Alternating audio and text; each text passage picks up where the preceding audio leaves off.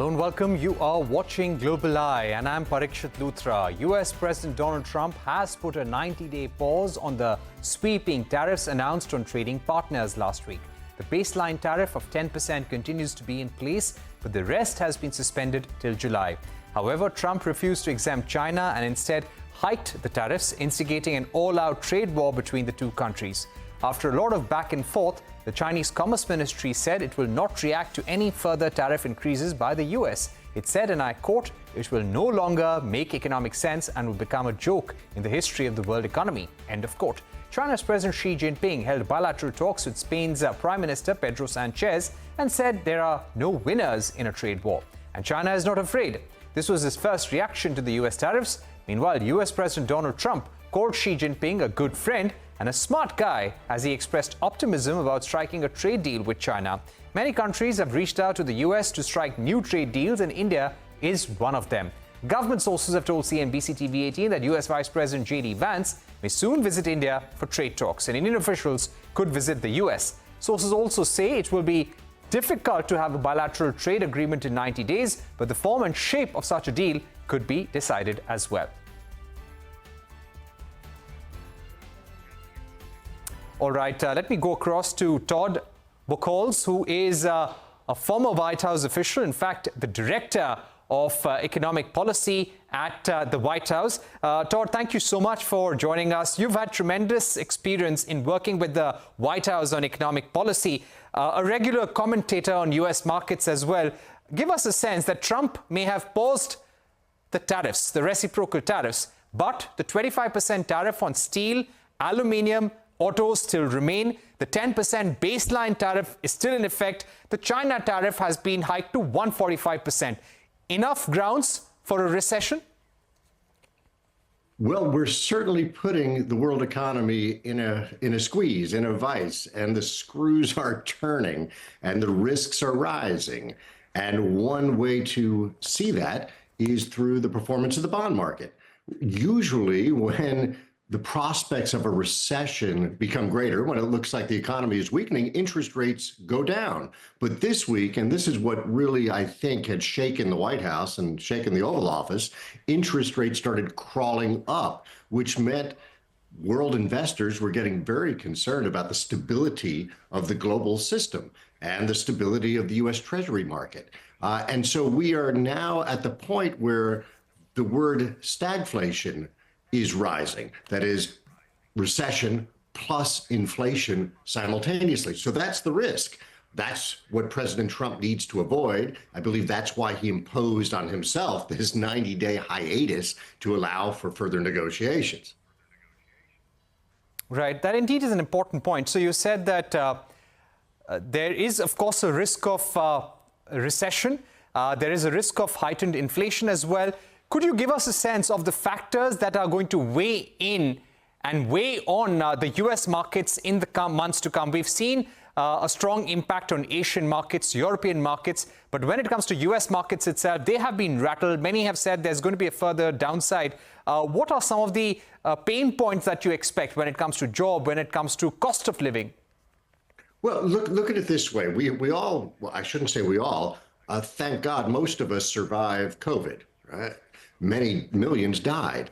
During COVID, there were massive supply chain problems where companies could simply not get parts. If you were building a refrigerator, you might be able to build the shell of the refrigerator, but you might not be able to find a little tube that connects the ice tray to the ice dispenser. So you had refrigerator companies that had items that were 98% done, but they couldn't deliver them because they weren't 100% done. So even though trade may be a smaller part of the U.S. economy, exports are a much smaller part of the U.S. economy than other economies, including India. So for instance, India exports about 22%, I believe, of GDP is from exports. In the U.S., it's about half that. But still, if the last piece of equipment cannot be accessed, you don't have a refrigerator. Same thing with automobiles. The U.S. automobile companies, even if 98% of the automobile parts were made in the US, if the last 2% includes the radio and somehow that was imported from China or Japan, that becomes a big problem. So we've got product markets that are going to freeze up because of lack of parts. And if they freeze up, that means that the shop foreman tells the workers, well, you better go home. There's no point in building 98% of a car if we can't sell it. That leads to layoffs. And if tariffs are increased, that means there are higher prices on the imports. So all of that is a kind of constellation of chaos that has now been unleashed. Right. I would also like to ask you about the worries and what certain senators have called for a probe for into insider trading. They went on to say that Donald Trump, by first saying that this is the best time to buy, and a couple of hours later he announces a pause on tariffs. This was nothing short of insider trading. What do you feel about that? Trump's current decision only driven by politics, or could there be a larger economic interest, or are there certain companies or people, individuals getting benefited? Well, no, honestly, I think it's a silly argument that somehow Trump was manipulating the market in order to make money for himself. No president wants the market to go down. Anytime a president talks about the stock market, he's going to say it looks like a buying opportunity. That's been going on since Franklin Roosevelt in the 1930s. I believe that Donald Trump sat in the Oval Office watching television, listening to advisors, and he suddenly decided 90 days, and I'm going to announce it now. I don't think it was a matter of he whispered to various people, hey, buy now. I'm going to make some announcement. Nobody knows about it, but you can make money. No, that's not how it works. President Trump is in some ways a mercurial character. He's a in some ways you could call him a devious character in his pursuit of what he calls the art of the deal. But I don't think it's a matter of trying to enrich certain people by giving them inside information.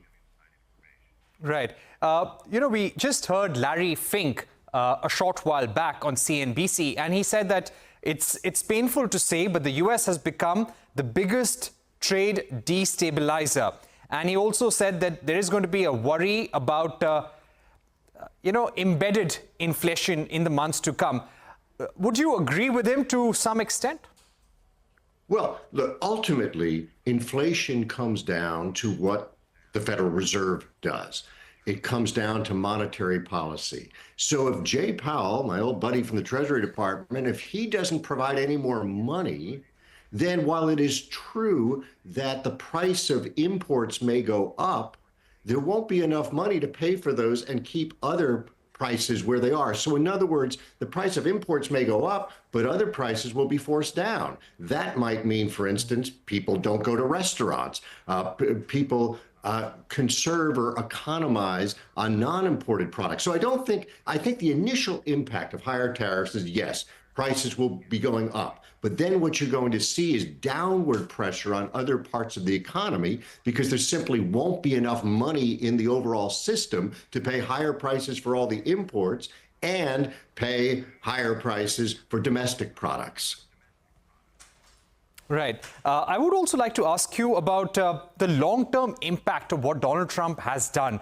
Do you feel that a course correction, as some believe that Trump has initiated by putting a pause on the reciprocal tariffs, do you think there will be a further course correction? These reciprocal tariffs will be completely set aside, or you think what has happened right now is going to have a long-term impact and impact the U.S. economy over the next 4 to 5 years?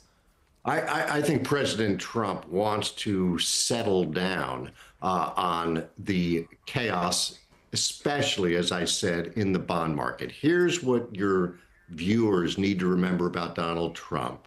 He began as a developer. Actually, he spent 65 years as a real estate developer. My grandfather was actually a friend and colleague of Trump's father as a real estate developer. What do real estate developers want? Low interest rates, low financing rates. which is why this week, when he saw the chaos leading to a sell-off in U.S. Treasuries, leading to a climb in interest rates, that's when he backed off. So I think he is now bracing himself and trying to figure out how to declare victory on trade without pursuing a global trade war. So maybe increasingly we are focused more and more on China, but I think for countries such as India, where the president has a very warm relationship with Mr. Modi, I think there is going to be better news coming on the trade front. And I'd say the same thing for Japan and many other U.S. trade allies, partners, and competitors. You know, I'd written a piece recently that said nations that march together should trade together. That is, if we, the U.S., have joint naval maneuvers with a country and joint Marine and Army and Air Force maneuvers, we should feel comfortable about trading with them. And I think in this very dangerous world economy, I think that's where the U.S. ultimately will come out, which will give assurance to investors that may take more than a couple days and certainly won't be achieved on a Friday afternoon.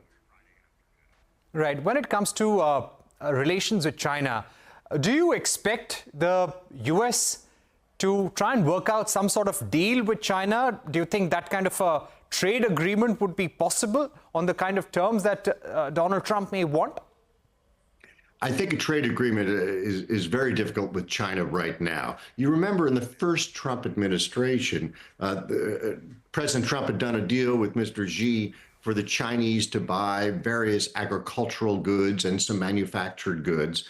It's unclear whether those investments or those purchases were actually made. And also, I don't think we should be levying all of the blame for what's going on at the White House without recognizing that Mr. Xi in China has declared a, quote, smokeless war, smokeless economic war with the U.S. China has declared its ambition to take over the world economy, to be aggressive and achieve hegemony in Asia. And I think that makes it very dangerous geopolitically as well as economically. So I don't think this trade war with China is going to end very soon, but perhaps the tariffs won't stay up at the lofty 150% level that we see today.